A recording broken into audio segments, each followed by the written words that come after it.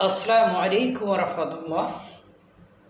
দেশপ্রেম দেখলে আমার ঘুম আসে। দেশপ্রেম দেখলে আমার আরও অনেক কিছু হয়। হায়রে দেশপ্রেম!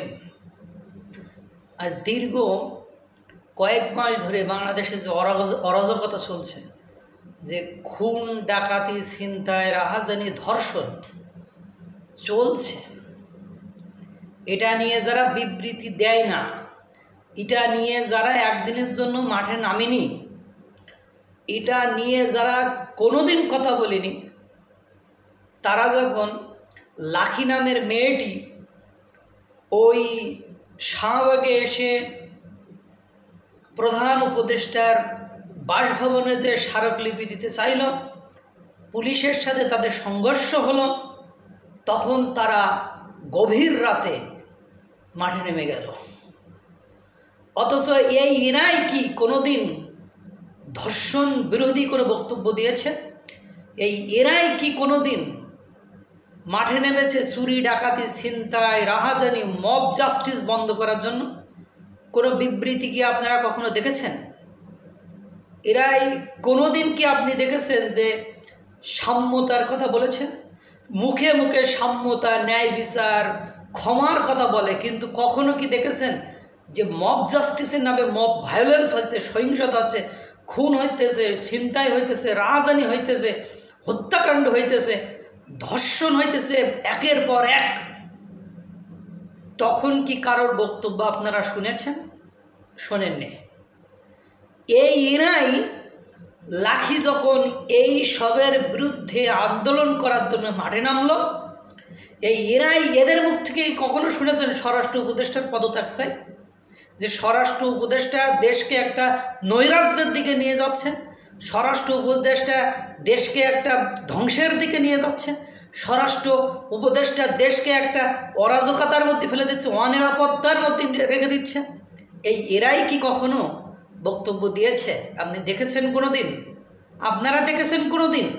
দেখেন নাই, আমি দেখি নাই। আর এরাই যখন লাখি ন্যায় বিচারের জন্য মাঠে নামলো, তখন সে কি হয়ে গেল? শাহবাগী হয়ে গেল।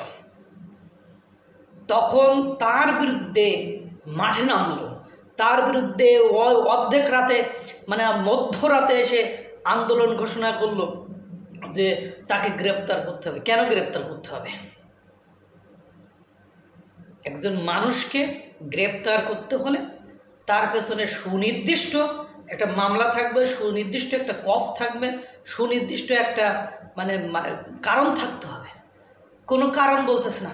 ইডেন কলেজের এক নারী সুন্দর করে মিডিয়ার সামনে যে বলছে যে আমাদের ইডেন কলেজও শাহবাগী আছে, লাখিকে গ্রেপ্তার করতে হবে, লাখি যাতে অরাজকতা সৃষ্টি না করতে। তো অরাজকতা কে করছে রে ভাই? অরাজকতা করছে জনগণ, অরাজকতা করছে, এই জন্যই তো তারা মাঠে নেমেছে। কেন রে ভাই? এখন পুলিশের গায়ে হাত দিয়েছে, তো এখন বলতেছে যে পুলিশের গায়ে হাত দেওয়ার সাহস লাখিরা কোথায় পায়, শাহবাগীরা কোথায় পায়? কিন্তু জুলাই গণ অভ্যুত্থানে যে এতগুলো পুলিশকে মেরে ফেলা হলো, তখনও তো পুলিশ যে সরকার ছিল, সেই সরকারের কথা শুনে হোক, স্বপ্রণোদিত হোক, তাদের দায়িত্বের দিক থেকে হোক, তারা তাদের দায়িত্ব পালন করেছে। সেই পুলিশকে মেরে যখন উল্টে ঝুলিয়ে রাখা হলো, সেই পুলিশকে যখন পুড়িয়ে দেওয়া হলো, সেই পুলিশকে যখন পিটিয়ে হত্যা করা হলো, তখন এই কথা কোথায় ছিল? যে এখন যেমন বলতেছেন এই শাহবাগীদের কীভাবে সাহস হলো পুলিশের জামা টেনে ধরার? আমি ন্যায় বিচার সেটাকেই বুঝি যে যেটা সত্য, যেটা সৎ, যেটা ভালো, যেটা ন্যায্য, সেটা বলতে হবে। এদিকে আবার জুলাই গণ অভ্যুত্থানে যাদের কারণে সরকার পরিবর্তন হলো, যাদের কারণে এই ছাত্র সমাজ একটা নতুন রাজনৈতিক দল করলো, যাদের কারণে ছাত্র সমাজ স্বপ্ন দেখতেছে যে তারা ক্ষমতায় যে দেশ পরিচালনা করবে, তাদের নিয়ে, তাদের পিতামাতা অভিভাবকদের নিয়ে ইফতার পার্টি হয় শাহবাগে, ট্রিপল টাঙিয়ে, তাঁবু টাঙিয়ে, শামিয়ানা টানিয়ে, তার নিচে ইফতার মাহফিল হয়, ইফতার করা হয়। সেখানে আবার বলা হয় যে আমরা আপনাদের কাছে কৃতজ্ঞ, আপনাদের কাছে ঋণী, আপনারা আমাদের আবেগের জায়গা, আপনারাই আমার সব। অথচ এরই 2-1 দিন পরে 5 তারা হোটেলে ইফতার মাহফিল হয় দেশের বিশিষ্টজনদেরকে নিয়ে, রাজনীতিবিদদেরকে নিয়ে। ভালোবাসা কারে কয়?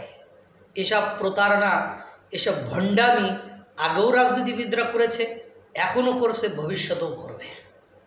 সুতরাং যারা আমরা সাধারণ জনগণ, যারা আমরা নিরাপদে থাকতে চাই, যারা আমরা বৈধ পথে থাকতে চাই, যারা আমরা হালাল রুজি খেতে চাই, তাদেরকে এই মূলা, এই আবেগের মূলা ঝুলিয়ে ওই শাহবাগে, ওই সোহরাওয়ার্দী উদ্যানে, ওই রাজুতে, ওই শহীদ মিনারে ডেকে আমাদের মাথায় কাঁঠাল ভেঙে এই রাজনীতিবিদরাই এই 5 তারা হোটেলে যে মোরগ পোলাও খায়, এই 5 তারা হোটেলে যে তারা রাজকীয় খাবার খায়, তারা কোটি কোটি টাকা খরচ করে, তারা লক্ষ লক্ষ টাকা খরচ করে বিশিষ্টজনদের নিয়ে। কারা বিশিষ্টজন? ইসলামের দৃষ্টিতে সবাই এক লাইনে বসে খাওয়া দাওয়া করছে।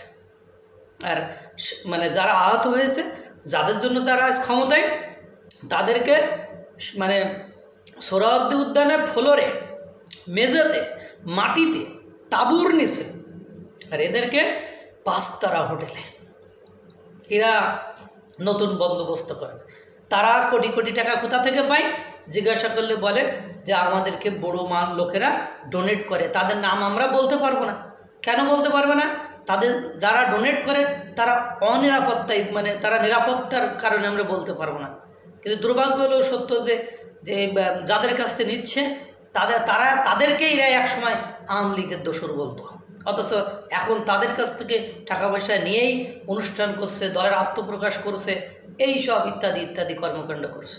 এ হলো নতুন রাজনৈতিক ব্যবস্থা, এ হলো নতুন রাজনীতি, এ হলো সাম্য, এ হলো ন্যায় বিচার, এই হলো ইনসাফ, যা দিয়ে আমরা সাম্য প্রতিষ্ঠা করতে যাবেন, সার্বভৌমত্ব প্রতিষ্ঠা করতে যাবেন, মবের নাম করে যা খুশি তাই করবেন। আল্লাহ তাআলা সকলকে ভালো রাখুক, সুস্থ রাখুক। আসসালামু আলাইকুম ওয়া রাহমাতুল্লাহ।